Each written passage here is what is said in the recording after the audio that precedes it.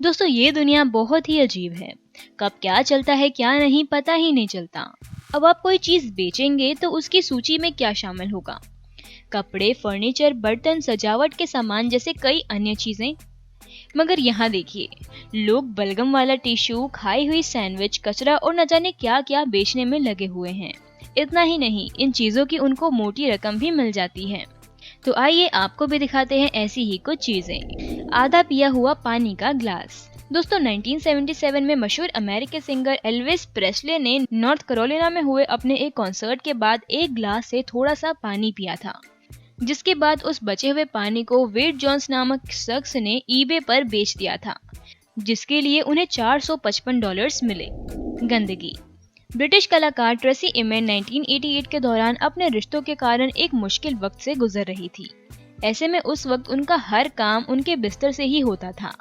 बाद में उन्होंने इसे माई बेड का नाम दिया और एक ऑक्शन में चार्ल्स सेर्चे नाम के व्यक्ति को $150,000 में बेच दिया। कई समय के बाद चार्ल्स ने इसे सुसाइडल डिप्रेशन के प्रतीक के रूप में बताया और इसे $4 मिलियन में बेच दिया गया। बाल। 2007 में प्रसिद्ध अमेरिकी सिंगर ब्रिटनी स्पीयर्स ने अपने सिर के बालों को गंजा कर दिया था। जिस सैलून में उसने अपने बाल कटवाए थे, वहां के ओनर ने इन बालों की नीलामी की और $1 मिलियन में इसे बेच दिया गया। सैंडविच। साल 2004 में डियाना द्वेसर नाम की इस महिला ने इस खाए हुए सैंडविच को $28,000 में बेच दिया था। इस सैंडविच की खास बात ये बताई जाती है कि इसकी सिकी हुई परत पर धर्मात्मा वर्जिन मैरी की शक्ल बनी हुई है। गोल्फ की गेंद। ये गोल्फ की गेंदें इसीलिए इतनी महंगी नहीं बिकी क्योंकि इसके साथ किसी मशहूर गोल्फर ने खेला था, बल्कि इसीलिए क्योंकि इसको एक अजगर ने खा लिया था, जिसके बाद उसकी सर्जरी करके इन गेंदों को बाहर निकाला गया था और आखिर में इसे $1400 में बेच दिया गया था। एक tissue. Hollywood actress Scarlett Johansson द्वारा एक famous talk show the night show में इस्तेमाल किया गया टिश्यू किसी ने $5300 में खरीदा था। इस टिश्यू में एक्ट्रेस का बलगम था। अब ये समझ नहीं आता कि किसी को इससे क्या मिलेगा। पेंटिंग। साल 2011 में $10,000 में एक फ्रेश एयर नाम की पेंटिंग बेची गई थी, जो सिर्फ कलाकार के कल्पना में थी। नहीं जी, हम मजाक नहीं कर रहे। मोने यानी कि the museum of non visible art नाम का एक संगठन है जो वो कलाएं बेचते हैं जो केवल कलाकारों के दिमाग में मौजूद होती है। एक विज्ञापन स्थान। आपने कई तरह के विज्ञापन के माध्यमों के बारे में सुना होगा और पढ़ा भी होगा, मगर एक कंपनी ने किसी के माथे यानी कि सिर के ऊपर अपना विज्ञापन स्थान लिया था। कैरी स्मिथ नाम की एक लड़की ने अपने माथे को बतौर विज्ञापन के माध्यम के रूप में $10,000 में बेचा था, जिसे goldenpalace.com की कंपनी ने खरीद लिया। डोमेन। 2009 में कंपनी क्वीन स्ट्रीट ने अदृश्य डोमेन नाम insure.com को $16 मिलियन में खरीदा था। एक डोमेन के लिए इतने अरबों रुपए खर्च करने की वजह से इस कंपनी का नाम Guinness book of world record में दर्ज हुआ है। बचा हुआ खाना।